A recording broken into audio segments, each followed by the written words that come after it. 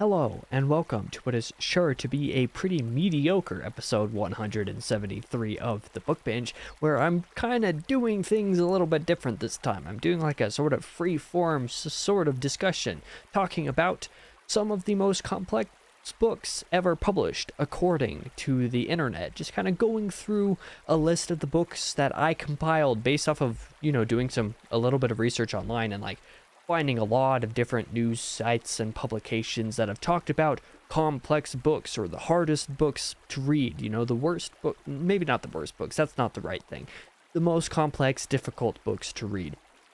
According to various different outlets on the internet, I took plenty of the books that I saw appear on the most lists, compiled them into here. I don't even know how many books there are that I'm going to talk about, but I want to talk about some of the validity of their difficulty. Now, I will say ahead of time, I give the warning that I've only read one of the books on the list here, but I do have plenty of friends who have read most of the other books, and so I'm going to get I got some of their opinions about the books to determine whether they are actually difficult or not, or if the reputation of being the most difficult books to read is warranted.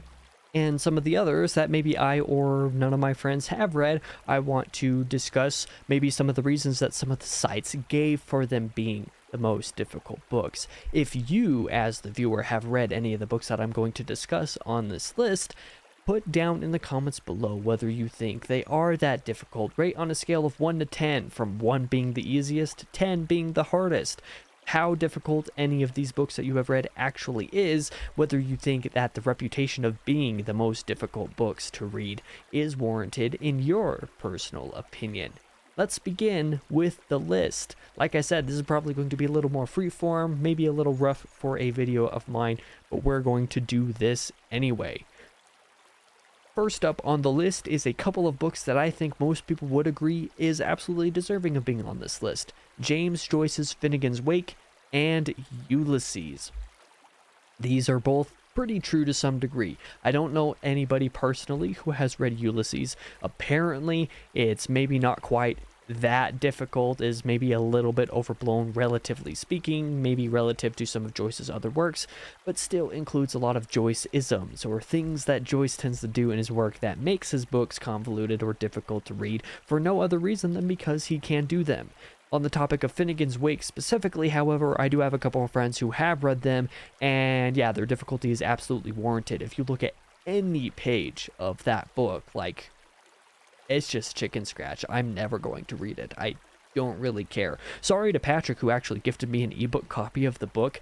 I'm sorry you wasted your money, but I'm not going to read Finnegan's Wake. Not least because of its reputation, but also because I have seen what it looks like inside, and there's no way I'm touching that with or without an audiobook. So I think Finnegan's Wake at the very least deserves its reputation. Maybe Ulysses doesn't deserve quite as much of that reputation, but maybe it also does. If you've read it, let me know. War and Peace by Leo Tolstoy is another book that I saw frequently mentioned on these lists, and no, the difficulty of War and Peace is supremely overblown. It is very long, and I think this is a lot of the reason why people include it on a list such as this, but there are also plenty of other long books that aren't included on this list, and that are perhaps more well-known in certain cases. But War and Peace is only difficult because it is long and has plenty of names that sometimes might be a little confusing or difficult to differentiate. But beyond these specific elements, the book itself, as far as a plot basis or as far as actually reading it, are neither difficult.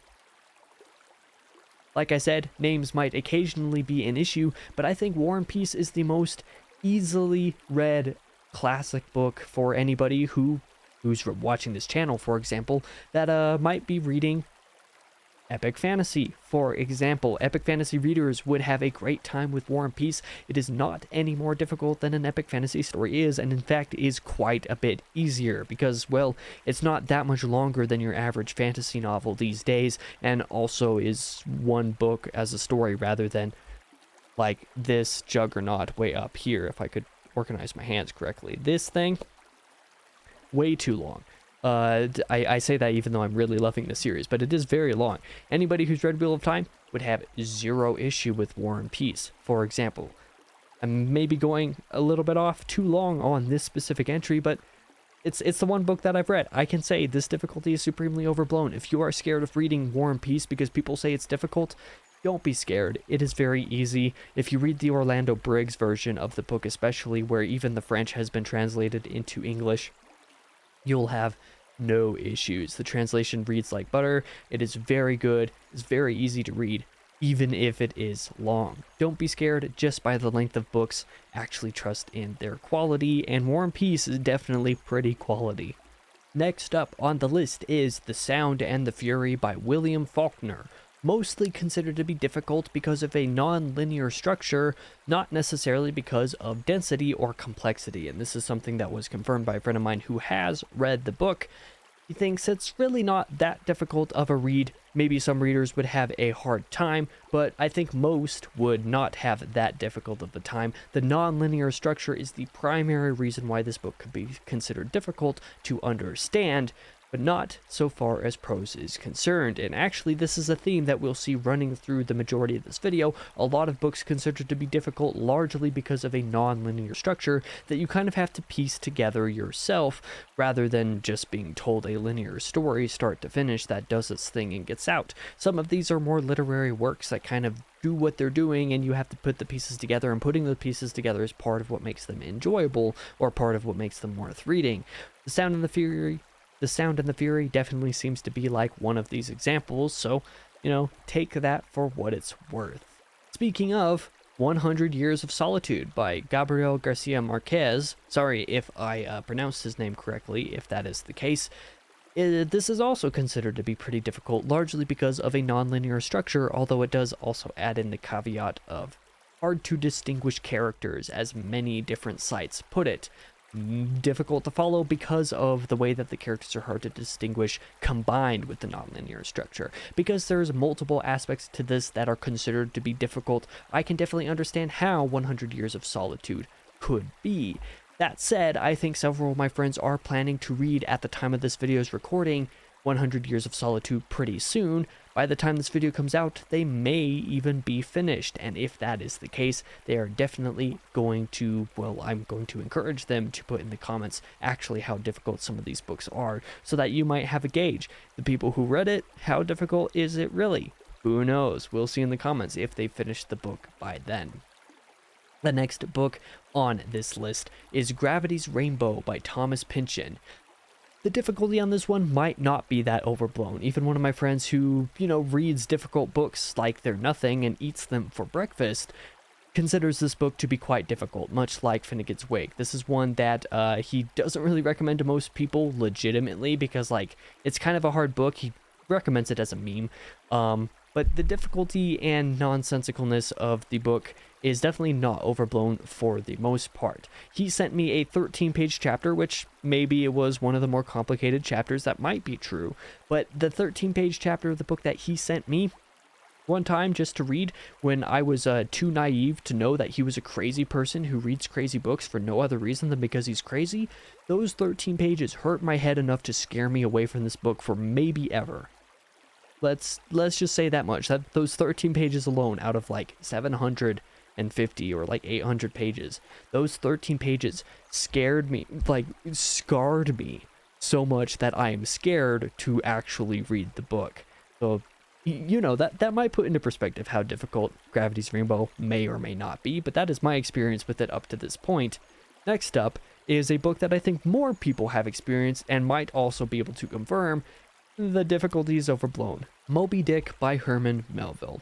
Getting through the middle act might be a little bit difficult as far as someone's sanity is concerned because of all the whale anatomy stuff, or as they describe it, but not understanding the book, especially as far as the first third and the last third are frequently considered, maybe the book isn't actually that hard. The first third and the last third are considered to be one of the greatest novels ever written. Some people have considered it the greatest American novel, with the, middle section just kind of existing and being terrible, but being hard to work through only because it's boring or monotonous or pointless, rather than being actively difficult to read. So maybe the difficulty is overblown on that one.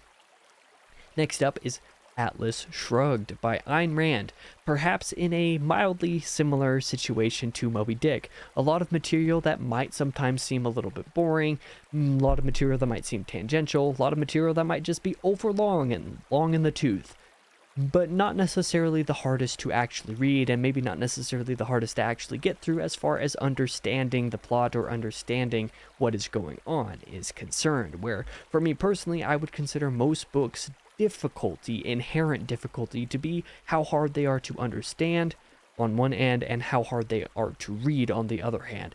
For some books, this goes hand in hand. Finnegan's Wake is an example. Other books might be hard to understand, but the prose is fine.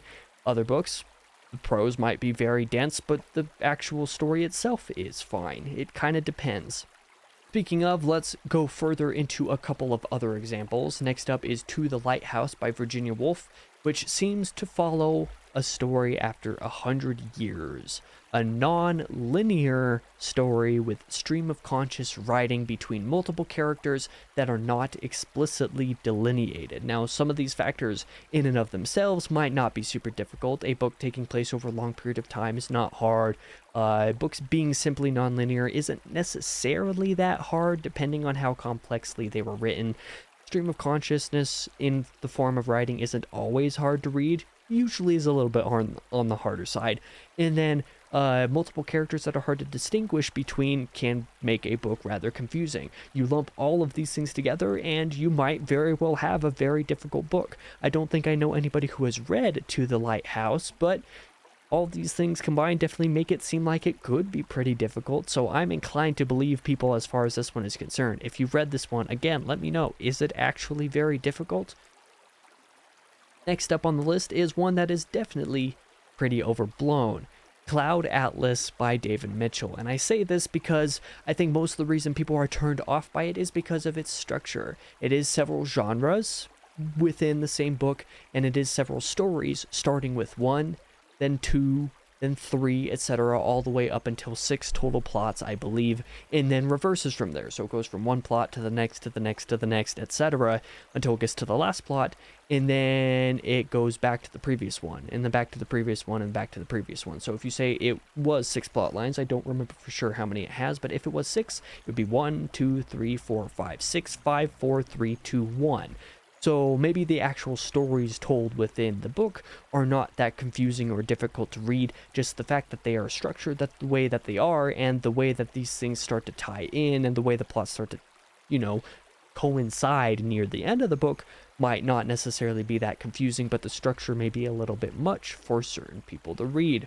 Perhaps a lot of density and lack of connection between plots might play into this, but I've heard that the actual density of the writing isn't necessarily that high, it's just a little bit flowery in the prose. That is also distinguished by the fact that the prose between the various different sections are different. Like I said, they are kind of different genres, apparently. So who knows? Maybe all the disparate parts coming together isn't that confusing to understand, but is a little bit hard to push through as far as reading is concerned. But next up is an example that I was kind of briefly hinting at before, a book that isn't necessarily hard to read, but is very difficult to understand or to piece together. Naked Lunch by William S. Burroughs is one that a friend of mine has read, and is quite... let's just say the fragments that I got from various different people online, or various different sources online, said that this book is basically incoherent narrative fragments, quote unquote. And let's just say that the friend of mine who has read it, even unprompted, I did not ask, is this just incoherent narrative fragments? She literally said, it's incoherent. That's how she described the book to me. So maybe, just maybe, there is some truth to the fact that Naked Lunch is difficult, solely because it is from the mind of a lunatic, insane person, maybe an incoherent person, written in fragments that are like all backwards and aren't told linearly and just kind of put together in perhaps even random places. So a book that is hard to understand because of where the pieces fit, but isn't necessarily hard to read. She even sent me a segment of the prose, and let me tell you, the writing was very, very beautiful. It was kind of gross in certain ways, but it was very beautiful. But the fact that the fragments seem to be pretty incoherently placed and don't necessarily make a whole lot of sense together, and you have to do a lot of work to piece them together, that might make the book difficult. So maybe this being considered one of the most difficult books is fair. The next book is The Unconsoled by Katsuo Ishiguro. Apparently this book deals heavily in dream logic, and we all know that dream logic is no logic. It does not make sense. So I could definitely see this one being difficult to read as such. If things don't actually follow traditional logic and sense, I don't know anybody who's read this one. I haven't read this one, so I don't know. But if you happen to be one of the people who has read it, let me know. Is it that hard to follow if it is following a lot of dream logic? Next up is Catch-22 by Joseph Heller. Again, a story that maybe isn't quite so difficult because it is hard to read, but just because it is non-linear and also kind of moves between absurd, satirical style and then grounded realism at other points, and switches back and forth between them often enough to be hard to interpret or to follow, but maybe the writing isn't necessarily that hard. Don't worry, at this point I'm almost done. I only have a few entries left. Let's talk about one of the longest singular novels ever written, if you want to consider it a singular novel, as it was published in technically 7 volumes, though usually 6 bindings nowadays. In Search of Lost Time by Marcel Proust. This one does seem to be a little bit overblown as far as the inherent difficulty is concerned. It is a lot of long sentences that are very heavy on stream of consciousness. There's no real plot going along with it. Like I said, very long sentences, lots of description and flower to the prose, a lot of what maybe people would consider purple prose, and maybe certain aspects of it are emotionally cumbersome. But if you concentrate hard enough on the writing, maybe it isn't actually that hard to write. I don't know yet. Maybe the density is definitely enough to make this one of the hardest books to read, but I know several people who have been reading it and have absolutely loved basically everything about it, maybe except for Volume 3 being a little bit much. Who knows? That said, let's move on to a very different book, House of Leaves by Mark Z. Danielewski. I hope I'm pronouncing that name correctly. A difficulty that might be just a little bit overblown. I've said this about a lot of the books, and I'm sorry to, be a little bit repetitive in this video, but maybe that is the case with this book. It's one that definitely looks a little bit more intimidating than it actually is. If you just open the book up to random pages, there's a good chance you're seeing something in there that's just like, excuse me, what am I looking at? It's a book that is a little bit of a puzzle that you kind of have to piece certain things together, so you have to work a little bit for the result, and it might take some paying attention, but it is apparently, according to the people who have read it, not actively difficult the way that it looks when you open it.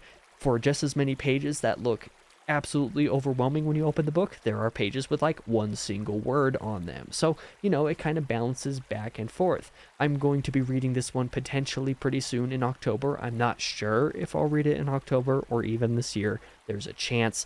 But if I do, I'll definitely be reporting back and seeing if this book is difficult or not when I review it. Next up is Solenoid by a name that I'm not even going to attempt to pronounce, but you can see the cover on screen. This one is apparently difficult primarily because of dense writing and prose. Super poetic prose, but dense prose. Told by a neurotic narrator presenting complex ideas on top of it all. Apparently what makes Solenoid hard to read is not necessarily how actively difficult it is, but mostly because it takes a little bit of concentration and takes a while to get through. Now, for some people, this might actually be very difficult, but I know of the people who have read it, most of them have taken quite a bit of time. DJ Nana, for example, took 3 months to read it. Another friend took probably about 15 generations to read it. Granted, he wasn't reading very much for most of the time that he was reading it, so he read in like little bits and pieces over a very long time, but it does seem like a very dense, albeit beautiful book. Finally, last on this list is a book that I am actually reading and don't have in this room. I'm currently reading it right now. Infinite Jest by David Foster Wallace. This has a lot of stuff that one might consider it difficult for, as non-linear events, something that is very familiar to several of the other books on this list, as various dense and complex narratives that take a long time to properly follow or understand, and especially that take a little while to start to interweave in a way that makes things start to make sense. And I can definitely confirm a couple of these points. I am a couple hundred pages into Infinite Jest, and while I have been really liking it, there have been certain segments of this that have just flown completely over my head, and other sections of it that I've had to work through just to read. There have been parts of it that have been surprisingly smooth and easy to read and easy to understand, but the balance between everything is what makes it a little bit harder to read for me personally.